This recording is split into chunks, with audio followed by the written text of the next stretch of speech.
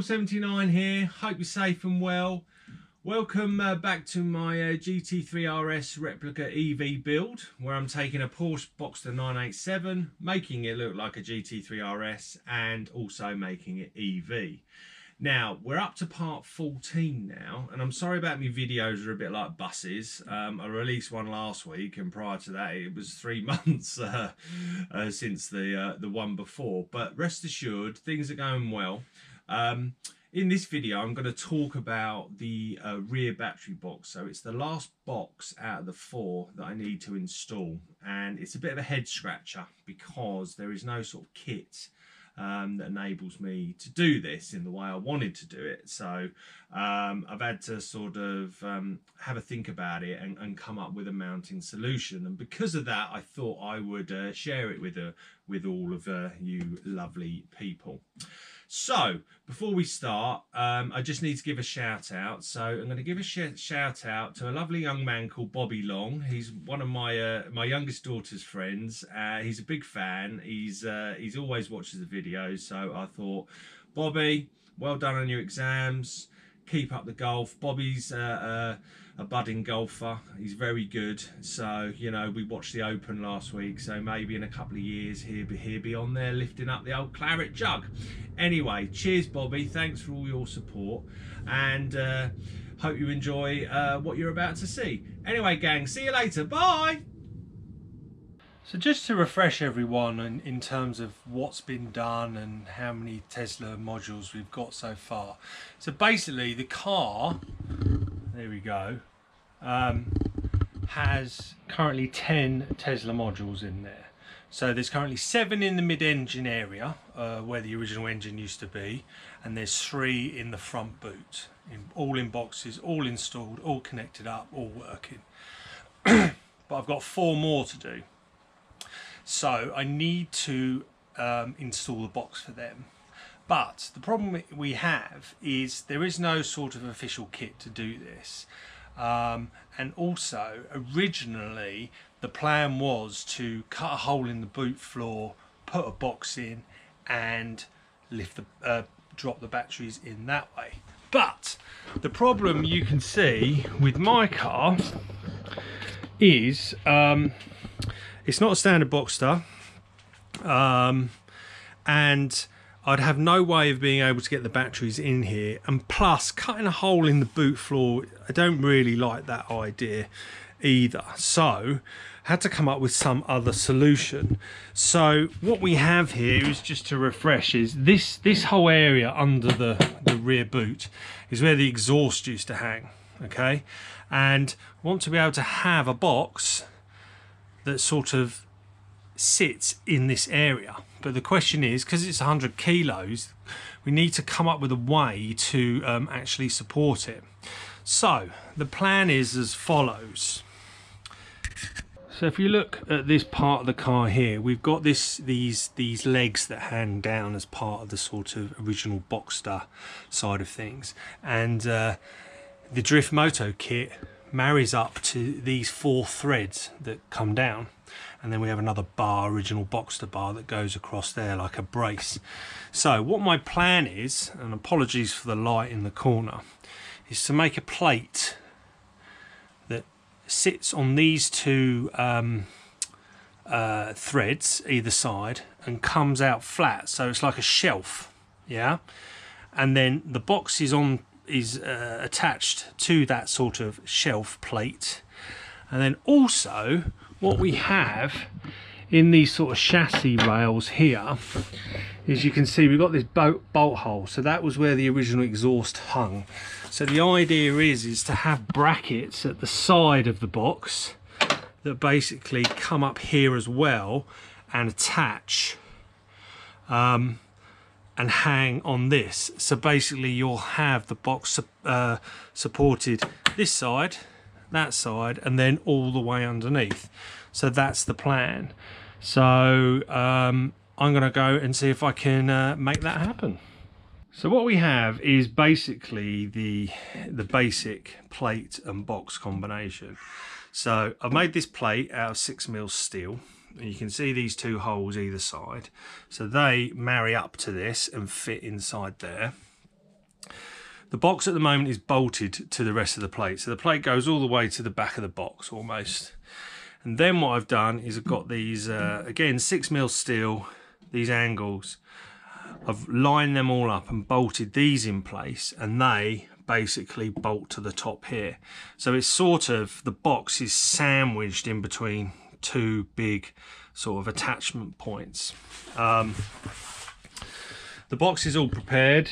I already had it powder coated before I sort of had the idea to do this.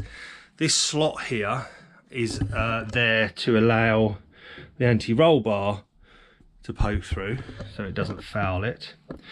And yeah, so this is now ready in theory to be welded up. So what I'm going to have done is, although this is all bolted, I'm going to have it all welded along here as well for extra strength. I'll remove the bolts from the bottom and fill the holes in once it's all welded up. But then we've got this big sort of structure to lift up. And through building all of this, I've had it in and out many a time. I put some car batteries in there to sort of simulate a bit of weight, and yeah, it fits all right. So that's what I'm going to do, go and get it welded. So we've hit upon a slight snag on the welding side of things, so I took it to me welder Dan. Hello Dan, you all right mate? And we soon realised that we had a problem. And the problem was the boxes are made of aluminium, and the plates and the brackets are made of steel, and you can't weld them together. So I sort of had two options. Number one, I could sort of remake the plate and the brackets out of aluminium. The thing with aluminium is it's not as strong as steel, and this needs to be really strong. So I would have had to go on thicker, so maybe 8mm aluminium. And the problem with the plate side of things, where the plate goes up through the threads, I haven't got much room anyway because I need to bolt something else underneath it. So what we decided to do was keep it as it is, but the brackets and the plate properly bolt it with more bolts, etc, etc. So that's what we've done. So I've done that, it's gone to the powder coaters, just picked it up. Cheers boys for that, hope you like the donuts. And this is what we've got. So here we are.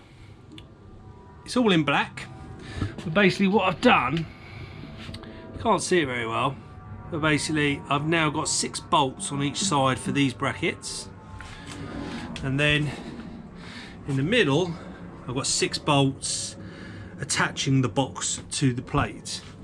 And what my mate Dan did is got some 3mm steel and effectively cut it the same size as the bracket on the other side and countersunk these bolts through, so that acts as like a massive repair washer. So hopefully that will do the trick. So the next job now, I think, is to start fitting it up. So I thought I'd give an update. Been on this all day, about 8 hours, basically getting the batteries in and making the bus bars that connect to the outside connectors. Pleased to say I've done it. So you can see in here I've made cables that are the right length that basically connect the first negative and then positive. So the box is like that, like all the other boxes. I use riv nuts this time, so I could just attach the connectors from the outside because it's really tight. This is the tightest box on the sides, and but it leaves a little bit of a gap, so I'm probably going to just put some sealant around there on them. BMS wires coming through. I've been testing that as I go along and it all still works. I get 100 volts roughly out of this, and then on the other side got the pipes, and then we have these 2 pipes, the coolant pipes, in and out. So still need to do bits on the inside, but I'm going to test it now and see if it works. Wish me luck. It worked! Woohoo! So here we go. There we are, ladies and gentlemen. The box is in place. hanging there nicely. It's a lovely sort of solid structure, famous last words, but it hasn't fallen off yet. So yeah, very happy with that, and I'm so glad it's turned out, because it means I can now connect all the batteries up and we can start on other things. So there you go, gang. It's basically in and it basically works. I am so happy that it's turned out okay, touch wood. It's still got to come out again because I need to do stuff to the inside of the box, i.e. just put in some sort of rubber blocks to stop the battery sliding left and right, pack it down, put the lid on, screw the lid on. Then I need to connect up the pipes. I've already done a test, a continuity test on the connectors, and that's all good. There's nothing inside the box touching that it shouldn't do. So yeah, but unfortunately I'm not going to do it yet, because you may be wondering why I've got this bandage on. So basically my knee's swollen up. My left leg, my left knee, this is a bad knee. I hurt it about 4 years ago when I fell off a train. But that's for another that's for another video, that story. But yeah, I've been doing a lot of kneeling and crawling, and it's really blown up. So I think I'm going to have a bit of a break from sort of scurrying around on the floor before I sort of get on with this, and maybe have a bit of a rest at work next week.